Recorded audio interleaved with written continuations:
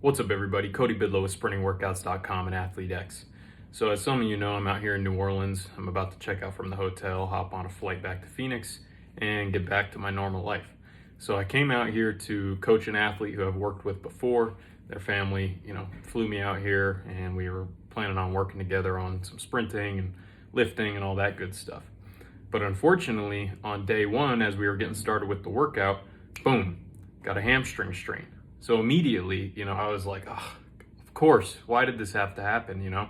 I come out, graciously being, supported by this family. I'm coming out to help their son get better at training like I did over the summer I came out. And so it was really frustrating that right from the start, there was an injury.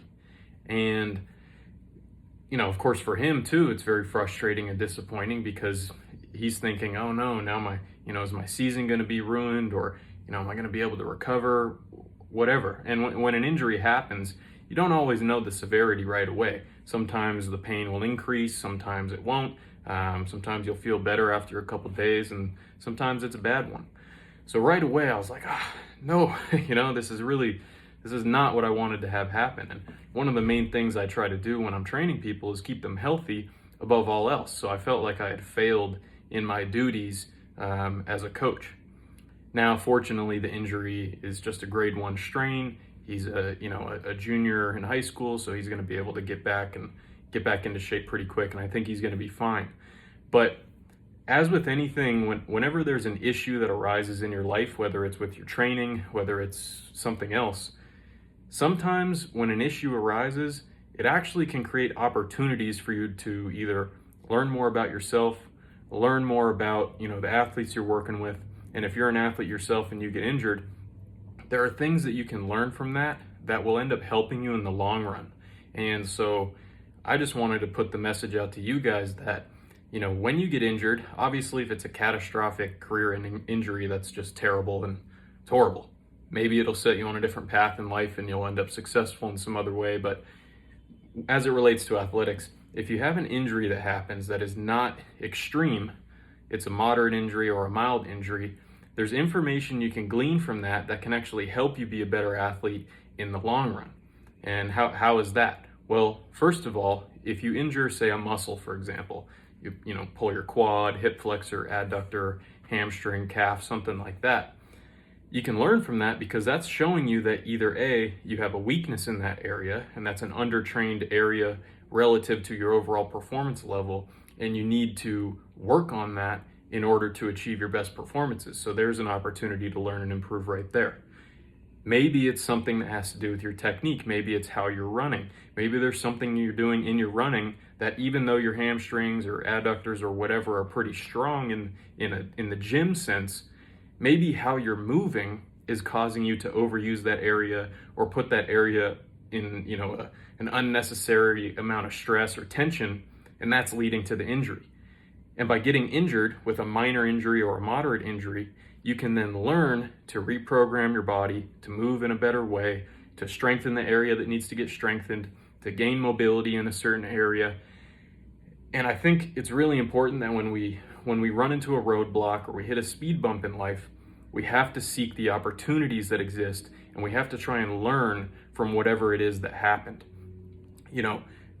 When I was after the injury happened, I started thinking a little bit differently. If he was healthy, we would have just gone and trained like I normally train, do the stuff I was planning to do, and we would have just gone along, and it would have been good. But by him getting injured, it forced me as a coach to think about, okay, what's going on here? Is it a muscle weakness? Well, he's a pretty strong kid. I know he's done some hamstring training, but I don't think he's done enough knee flexion-based hamstring training. So that's one thing.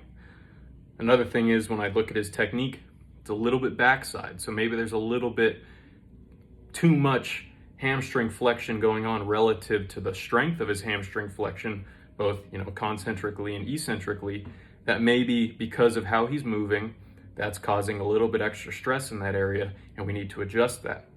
And then I thought about, well, what about his shoulders? What about his shoulders could be affecting how his legs and hips and everything are operating? And sure enough, on the side that got injured, he was very limited in shoulder extension. And if you think about it, if you can't get this shoulder back here, then what's this leg going to do when you try to drive the knee up? It's not going to be able to get very high.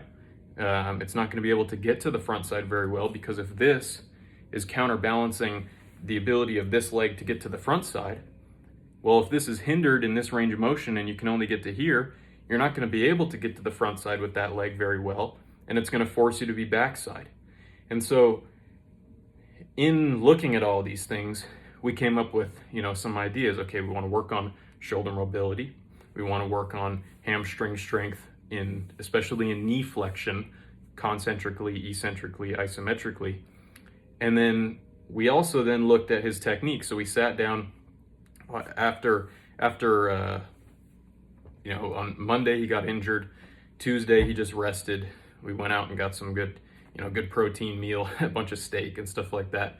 Then Wednesday we went out to the track, tested mobility, tested ranges of motion, tested simple things like walking pace drills like an A walk, assessing, how much range of motion can he get in different positions. And fortunately, he was starting to feel a little bit better.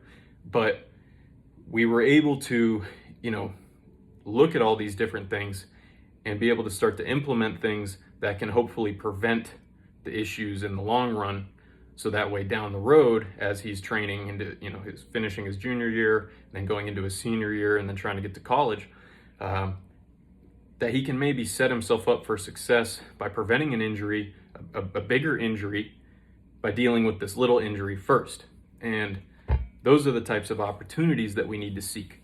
And if we can do that, and if we can have the mindset of seeking opportunities when we run into an issue like an injury, I think we're going to be a lot better off. And that's a lesson for life too, because as you go through life, not everything is going to go your way. The world doesn't always care. Usually it doesn't care about the trials and tribulations you go through. So you have to rely on yourself.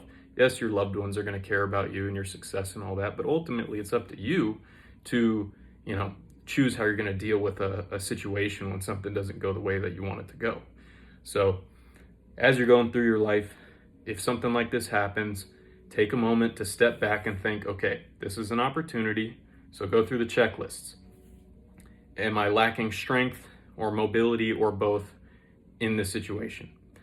Am I lacking strength or range of motion in a different part of the body that could be restricting it? When I'm moving, am I moving in a way that's going to predispose me to injury? And I forgot to say this. We sat down and we looked at film, and as we were going through looking at film on that day where we went out to the track and tested mobility and did some walking drills and things like that, we noticed that as his foot was coming off the ground on the backside leg, it was coming off the ground a little late, and hip flexion was not being initiated soon enough. That was leading him to be an anterior tilt. Because of that, because he was staying on the ground a little too long and anterior tilted, once the leg came through and came to the front side to hit the ground, all it was able to do was crash. And when it crashes, you're not able to produce force in the first half of ground contact in the way that we should be able to. Instead, it shifts producing force to the second half of ground contact. And this then perpetuates a motion where you're kind of falling through the sprint. And that leads to having to use your hamstrings, especially the flexion-based hamstring muscles, to overuse those, both to pick the foot up off the ground, and then they have to quickly open and lengthen to get the foot back to the ground so you don't fall on your face. And because of that, because of when the foot was coming off the ground and when hip flexion was being initiated, it put him in a situation that would predispose him to a hamstring injury. Now, I probably would have seen this if we would have had a couple days to work on sprinting, and we would be able to modify it.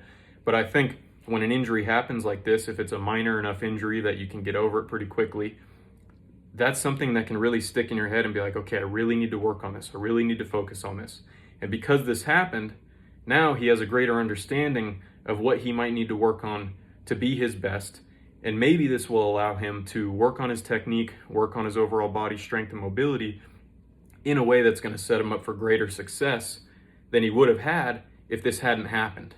Because sometimes it takes a punch to the jaw to realize, whoa, I need to be aware of certain things. I need to be aware of my surroundings. I need to be, I need to know what's going on. Well, same thing for sprinting. If you blow a muscle, as long as it's not too bad, that can give you a sign that, hey, there's something here we need to work on. There's something we can learn from this. So, I don't want to drone on and waste your guys' time. I know it's Christmas Eve today and you all got stuff you got to do, but just consider this as a lesson. I'm going to consider this as a lesson. I'm going to, reflect on how I could have prevented this from happening. But I'm also going to try and take what I can from this. Hopefully this athlete can take what he can from this, and ultimately in the long run, find ways, because of this little speed bump or, hitting this wall, find ways to be better in the future because of the information gleaned from this minor injury. So if you guys are injured, if you have an injury, do your best to learn from it. Don't get sad, don't get depressed. I know it sucks. I've had countless injuries, but you can get over them if you're diligent, if you do the right stuff. It's not rocket science, but if you do the right exercises, you work on the mobility you need to work on, you work on the strength you need to work on, you work on your technique in the ways that can help prevent the injury, you can be a better athlete because of it. And if you didn't get injured, you might not have a reason to look down those different pathways or look to those things that you could change. So that's all I got for you guys for now. I'm gonna go hop on an Uber, then hop on a flight, hopefully get home safe, and I'll put out some content here in the next week. But I'll talk to you guys later. Thanks for tuning in. This is Cody Bidlow with SprintingWorkouts.com and ATHLETE.X, signing off.